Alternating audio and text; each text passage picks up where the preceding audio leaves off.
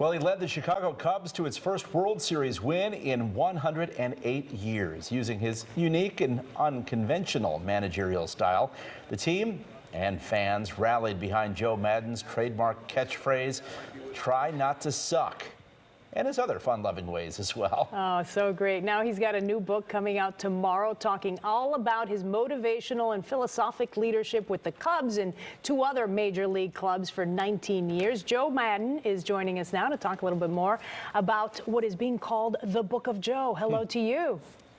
Good afternoon, ladies and gentlemen. How you guys doing? Oh, so great. So great to talk to you and see you. Let's talk about this book a little bit more because you cover a lot of ground: leadership, positive thinking, how to handle a team. How did this all come together? Because I'm sure it was quite a journey. Well, it just started, obviously, when I began doing this in 1981. At the conclusion of the 2019 season, I was talking to Tommy Verducci, and I asked him if he'd like to do a book. And then the premise was comparing and contrasting managing in the big leagues from like 1980 to present time. And within that, to weave into that all the little different madnisms, as he likes to call them, as they had the chapters, and talk about all of that. I didn't want the book just to be a baseball book. I wanted it to appeal to a wider audience, different industry leadership types. So it's been in my head for many, many years. I took about 100 hours on tape, turned it over to Tom, and he is a very skillful writer, as you can tell when you pick up the book. So, Joe, I wonder, in today's corporate world when, people are encouraged, I think, to be little calmer versions of themselves, what would you say to people, maybe not in a fun industry like baseball, but for the rest of folks about, what the importance is of letting people be themselves, something you did very successfully? Yeah, I'm not into controlling. I'm not a controlling type. I think if you want to get the most out of anybody, if you want to get the best or most out of me, you got to support me and let me go. The more freedom given, the greater respect and discipline returned, I believe. And I'm not talking about fifth graders. I mean professionals, people that have, fought their way through, have earned the right to be where they're at. I think the wider berth you give them. Now, listen, I'm not trying to suggest it's just wide open, let's go. I'm just talking about you permit them, you empower them to do their job. You're there to support them. If they need some help, you interject. And if things are going sideways a little bit and you can recognize it, of course, you might want to say something. But I like to not control folks. I want to be there to help them.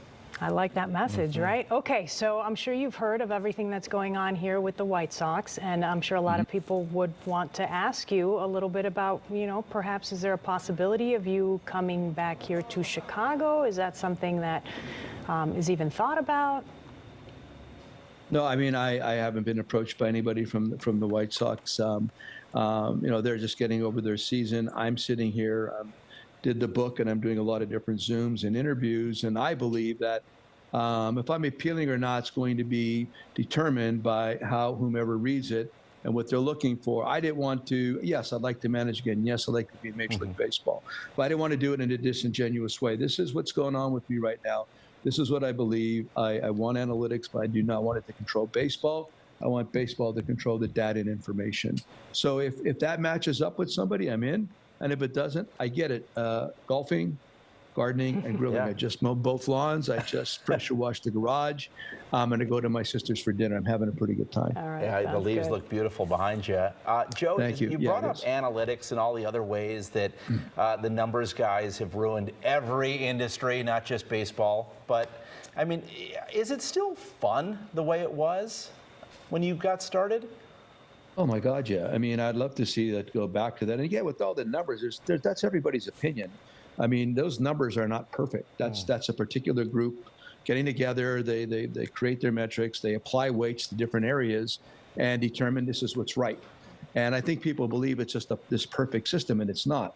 I've been with 3 different organizations, and I'm not going to rank them, but I'm going to tell you some analytical departments way exceeded the others when it came to information, what I can utilize before the game and in it. So that just people don't understand it. They think it's this pure form of information that's never wrong. Not true. There's a lot of bias built into it based on the group, and I'm into it. I want it, but I don't want it to rule and run what's going on in our game. And like you're saying, in industry, heartbeat first, data second, put the art back into the game.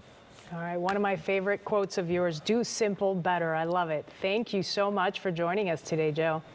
Thanks for having me on. I really appreciate it. Great to see you guys again. Thank you. And the book Thank of you. Joe, Trying Not to Suck at Baseball and Life, goes on sale tomorrow, and you can meet him and get it signed next month on Wednesday, the 16th. He'll be at Anderson's Bookshop in Downers Grove.